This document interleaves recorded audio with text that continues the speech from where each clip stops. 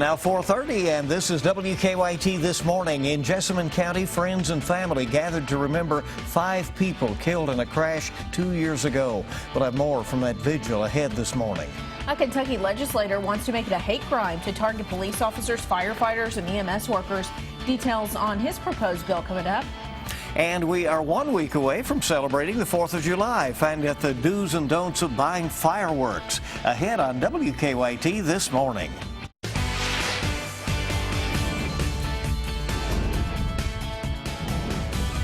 This is WKYT This Morning. Good morning to you, and after a hot, summery weekend, here we are on Monday. I'm Bill Bryant. I'm Rebecca Smith. Thanks so much for joining us. Let's get the latest check of the forecast right now with meteorologist Jim Caldwell. And I'll tell you what, guys, it's looking a whole lot better than where we were over the weekend. Temperatures are set to kind of drop over the next few days. We could end up with very low humidity levels, so a nice little run as we head into the first part of July. 73 right now in Lexington, more low and even some mid-70s showing up across parts of central and into eastern Kentucky. Right now, of course, as we mentioned, it's 73 in Lexington. Feels like it's 73. We're getting a little southwesterly wind, and what we could run into later today, a few showers and thunderstorms as the front will be on the move, sweeping through the area. Today, we likely spike back into the mid and upper 80s for highs, and then some changes start to brew around here, and I will track every one of those changes coming up for you. Just a few minutes. Okay, Jim, we'll see you shortly. They say it never gets easier. Friends and family gathered to remember 5 people who were killed in a crash 2 years ago in Jessamine County. The Hibbard family's car crashed into a van in June of 2014. All 5 members of that family died in that accident. WKYT's Caitlin Sittner attended a vigil for them.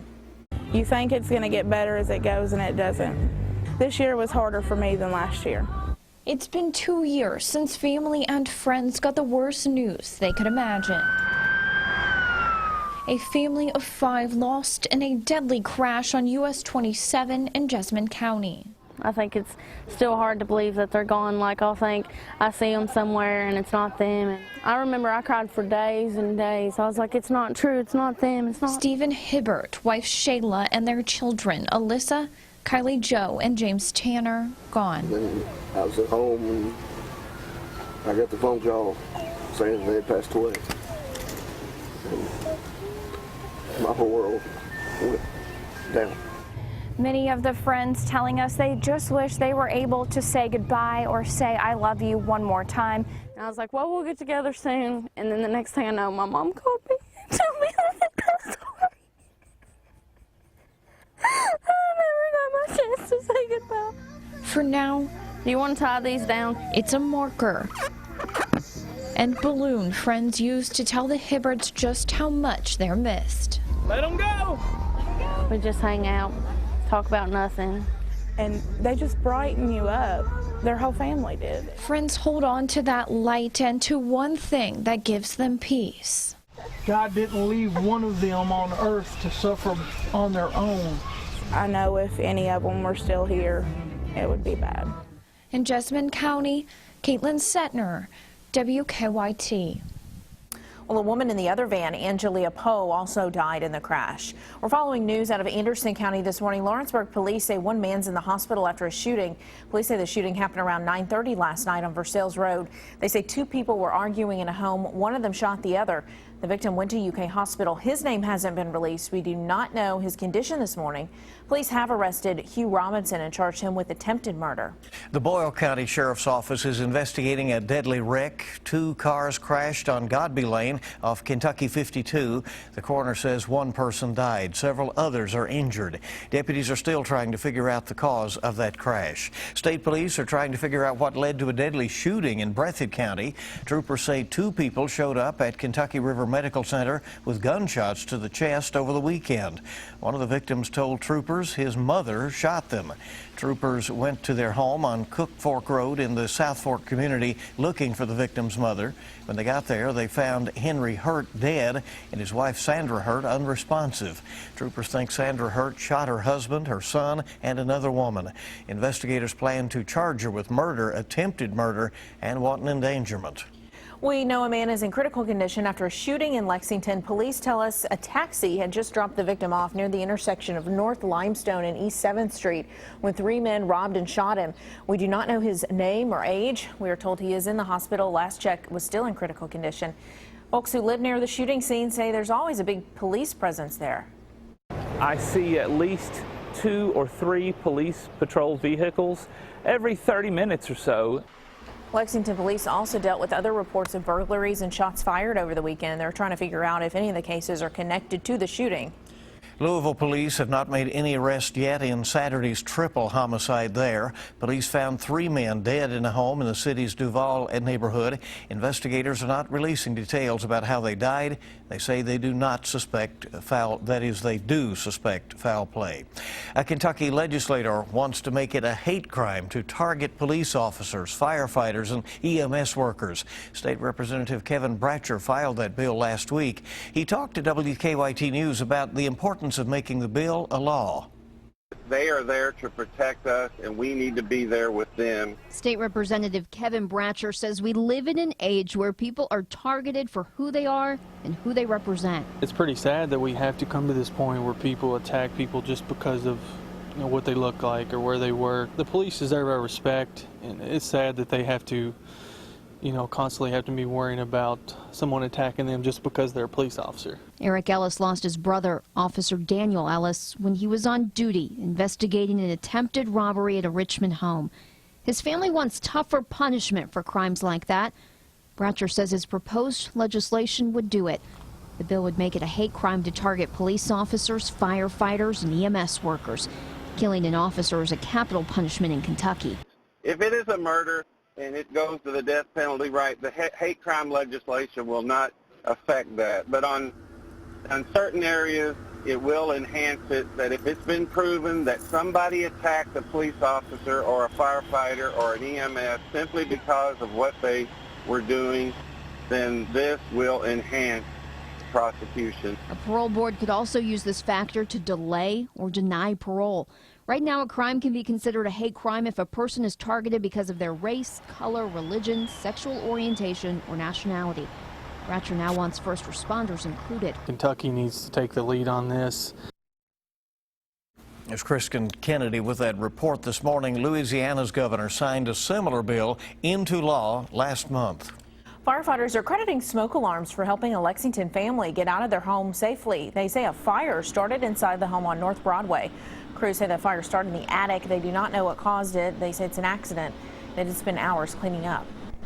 These fires sometimes they'll sit around for a while and then they'll flare up after we're gone. So we're going to take a lot of steps to prevent that and just get everything down to where it's not burned so we know that there's definitely no fire left. Well, firefighters were able to keep the fire contained to the attic. They say the home is not a total loss. The 4th of July now, about a week away, police and firefighters are already warning people about the dangers of fireworks. WKYT's Sabira Rayford talked to police about what to know before you buy. With 4th of July just a little over a week away, there are some things to know before you celebrate your Independence Day. If it goes up or blows up, it is illegal. Captain Chris Bartley says every year the Lexington Fire Department responds to some kind of firework-related incident, even though shooting fireworks in the city is illegal. Well, we just want to get a safety message out there that nationally there's about 11,000 injuries that are due to fireworks, and we just want everybody to be cautious if they are using them. Captain Bartley says the best way to stay safe is to simply catch a display show. It's the safest way, and it's usually the best anyway. Bartley has these safety tips for people shooting fireworks. A wide open space, shoot them off there. Don't hold them in your hands, and have an extinguisher or a bucket of water or even sand available nearby just in case it does cause a fire. Sabira Rayford, WKYT. Well, firefighters also warn do not try to relight a firework that doesn't initially go off. WKYT this morning, just getting started. Time to get ready for the 4th of July in so many ways. 4:39 is our time right now. We'll find out why more kids are landing in emergency rooms. That's coming up on WKYT this morning. And we're going to watch the showers and thunderstorms kind of come together a little bit more as we progress through the day, as we are dealing with the last day of a lot of humidity, at least. We'll track it coming up. Now, your hour-by-hour forecast with meteorologist Jim Caldwell. A very steamy weekend. That's what we had around here with daytime highs upper 80s, low 90s. Heat index values were even higher than that. But today, what we likely encounter will be some showers, thunderstorms with a little more heat today before we start to watch some of it leave, at least for a little while here. Very nice looking week trying to come together overall. Right now, it's 73 degrees here in Lexington, Mount Sterling, out toward Richmond. You can call that a sticky start to the morning as well because humidity levels are very high. And they will be today. But as we move forward, look what happens into Tuesday and Wednesday. We get into some very pleasant stuff as far as the just measure of moisture in the atmosphere is concerned. We're going to watch it drop off quite a bit between today and into tomorrow, and especially into Wednesday. A very comfortable run trying to set up around here before we see it return. You can't completely get rid of it for an extended period of time because we'll do that dance again where we have plenty of moisture around. And you can see some of the clouds and a few showers that have been showing up out there this morning as well. What we have is a frontal boundary. That frontal boundary is pushing into Kentucky, igniting some showers. Now, right now, it's not quite as impressive, but notice what happens once we get into the afternoon hours and into the evening. We ramp up our rain chances around here, and they become a little more action-packed, especially into parts of eastern Kentucky. That would be a targeted area that could see maybe a stronger storm or two, maybe some heavier rounds of rain.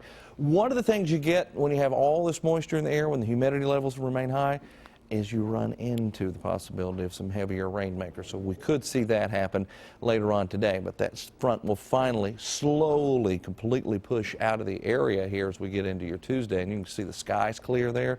That's also all part of it with the drier air mass coming in as it starts to take over into Tuesday and, as I mentioned, into Wednesday. Two fantastic days trying to come together here. Some of the model data trying its best to get stuck in the mid and upper 70s for daytime highs into Tuesday and into your Wednesday. But I think we will be a little bit warmer than that. So if you want to head out and try to enjoy the pool, you could very well do that today. We get up to 88 degrees. It's not going to be a complete washout, so just you hear some thunder off in the distance. Go inside, take a break, but showers, thunderstorms will be off in the distance with plenty of heat to go with it. So we'll call it hot and stormy rather than hot and steamy, though in between any shower and thunderstorm, it'll certainly be that way. So we got the small chance of rain today, and then I've got a 10% chance tomorrow. And I just put that in there for good measure because there might be a little moisture that gets hung up in the mountains and kind of hangs out there for Tuesday. But look at Wednesday and Thursday. Upper 70s on Wednesday, low 80s on Thursday. This is all coming off of one heck of a weekend around here, guys, with all that heat wow. and humidity. That's a lot cooler. That's nice. It's going to be very pleasant. That's that refreshing air, too, because humidity will not be high at all. That'd be a good change. Yeah, it was pretty brutal over the weekend. Yeah, I saw your selfies over the weekend. You were out running and stuff. Yeah, little sweat here and there. You look sweaty. Right. Yes. Thank you, Jim. 4:46 on WKYT. Parents who use e-cigarettes need to be aware of the potential danger of liquid nicotine ending up in the wrong hands. And here's why in today's Mom's Everyday Minute. Electronic cigarettes may pose a bigger risk to children than traditional cigarettes. A new study published in the June issue of Pediatrics claims the number of kids at risk of nicotine poisoning associated with e-cigarettes has increased substantially. Researchers found that kids exposed to e-cigarettes were 5 times more likely to be hospitalized and were nearly 3 times more likely to suffer serious medical problems than those exposed to cigarettes. Between January 2012 and April 2015, Poison Centers received more than 29,100 calls about nicotine and tobacco product exposures among kids younger than 6. E-cigarettes accounted for 14.2% of those calls. One child died after drinking liquid nicotine from an open refill container. It's recommended adults always keep e-cigarettes and nicotine locked up and out of the reach of children. Products should be properly disposed of, and if you suspect a child has been exposed, call Poison Control at 1-800-222-1222 immediately. For more important information, visit momseveryday.com. For Moms Every Day, I'm Liz Hayes. For these tips and more, go to WKYT.com, click on Moms Every Day. It's good to have you with us at 4:47 now on WKYT this morning, bright and early on your Monday. The victims of the Orlando shooting were remembered at pride festivals across the nation. We'll take a look at how New York honored them when we come back. Good morning to you. We're glad you're with us today. It's 4:50 now, 10 till 5 on your Monday, and welcome back in. A rally turned violent outside of California's capital. Police say more than a half dozen people left yesterday's rally with stab wounds. Investigators say members of a right-wing extremist group and counter-protesters clashed. The protesters say they were trying to stop members of the white supremacist group, the Traditionalist Worker Party, from rallying when people started throwing rocks. Officers say 7 people were injured. We shut down the Nazis, and in the process of that, they attacked us. Say that they're Nazis or that I'm a Nazi is just absolutely false. I'm a registered Republican. Officials say the right-wing groups did receive a permit to protest. No arrests were made. Well, it has been 2 weeks since 49 people died inside an Orlando nightclub. Those victims were remembered at Pride festivals across the nation, of course, including the one that was here in Lexington and the one in New York City as well, the parade there. Well, this year was that city's biggest parade. CBS's Wendy Gillette shows us how they honored the victims. Hundreds of thousands came to be loud and proud at New York City's annual Gay Pride Parade. But there were somber moments, too. 49 people in white veils walked in silence, representing those killed in the shooting at the gay nightclub Pulse in Orlando. 49 flags kicked off the parade, one held by New Jersey resident Sam Wax. I hope that I'm doing something to honor their memory. The owner and entertainment manager of the club rode on the lead float. They were followed by a sea of orange, the color that represents the gun control movement. Hey, hey, ho, ho, the NRA has got to go. Parade volunteer Amy Hellman marched this year with a different purpose. She's friends with a man who escaped the shooting unhurt. It was a very traumatic experience for him, and I was so thankful that he was all right, but in that same breath, he lost so many friends that night. There is heightened security this year, including thousands of uniformed police officers lining the parade route.